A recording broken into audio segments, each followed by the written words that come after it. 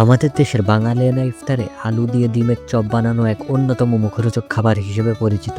কিন্তু বেশিরভাগ সময় দেখা যায় আলু দিয়ে এই ডিমের চপ বানানোর পর আলু থেকে একটা সিদ্ধ স্মেল থেকেই যায়, ফলে ডিমের চপের যে আলাদা একটা সুন্দর ফ্লেভার সেটা ঠিকঠাকভাবে পাওয়া যায় না। তাই আজ আমি আপনাদের সাথে শেয়ার করব কিভাবে এই সুন্দর ডিমের চপকে আরও বেশি সুস্বাদু করে তুলতে পারবেন।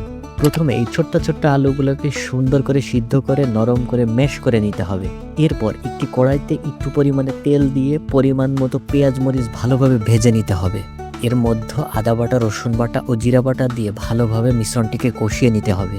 মশলাগুলোকে একটু ভালোভাবে কষিয়ে নিয়ে এর সাথে দারুচিনি গুঁড়া ও পাঁচফোড়ন দিয়ে হালকা একটা স্পেশাল মশলার ফ্লেভার মিশ্রণ করে দিতে হবে।